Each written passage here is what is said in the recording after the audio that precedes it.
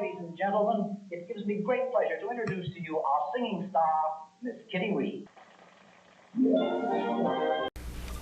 Hello world, this is Miss Kitty Reed.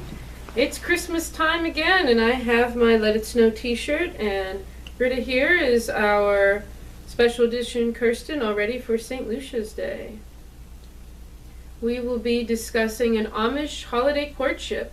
This book was written in 2020 by Emma Miller. We've read other books from her on this channel as well. This is a love-inspired book, and you know how I love those. Ginger Stutzman is the prettiest girl in her Delaware Amish community, and she has her heart set on the handsome newcomer, Joe Verkler. When meeting him at a store, her mother obviously does not approve, but volunteers her to babysit the 4 children of widower Eli Cutts, especially as his daughter is recovering from an illness. Ginger soon grows attached to the children and becomes friendly with Eli, often playing Chinese checkers with him when he returns home from work. Joe is supposed to pick her up from Eli's house every day, but he is frequently very late. Eli doesn't like Joe because they work together, and Joe is a bragger and dates other girls when he should be dating Ginger exclusively.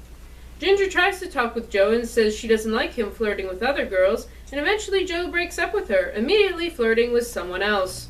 Eli has had feelings for Ginger for a while, and when he sees Ginger crying over Joe, he asks her out, though his sister does not approve.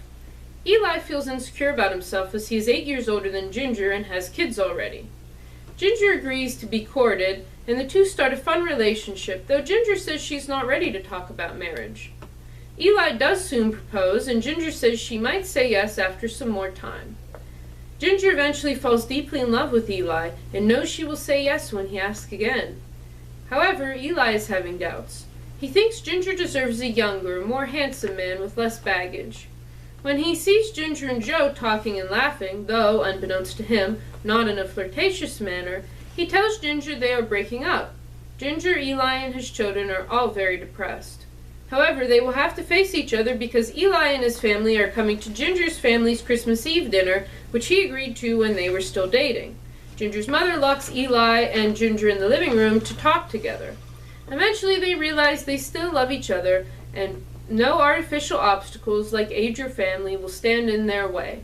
A year later, Eli and Ginger are married, and Ginger reveals she's going to have their first child together. The end.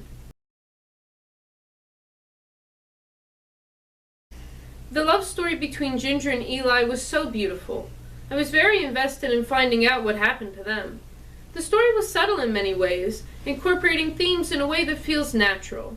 I liked how we saw Ginger mature into a true partner for Eli, understanding how Joe was immature and uncaring to her, and how Eli had to accept love and ignore his sister's comments that Ginger could never love him and that he should settle for someone else. The Christmas theme was pretty strong, but you weren't beat over the head with Christmas either. Ginger and Eli went to a Christmas market her family runs and made a wreath together, and they reunite on Christmas Eve. This was such a cute and great example of the coziness and impact of Amish books. I give this book a 7 out of 7. It is a great read for a cozy, faithful, and adorable Christmas season. Our next book will be the conclusion to the Kidnapped Amish Baby series. I'm sure many of you are waiting for this. Our next book will be The Bishop's Daughter by Wanda Brunstetter. Please check with your local library to see if they have it on the shelves, and if not, check if you can get it through interlibrary loan. I have also seen that for those of you with libraries that have access to Hoopla, The Bishop's Daughter may be available as an ebook in your library, so check that out as well. This has been Amish Book Club with Miss Kitty Reed. This is Miss Kitty Reed and Britta saying Merry Christmas. Living in the rhythm that I'm speaking of, you'll be happy in your work if you're in love.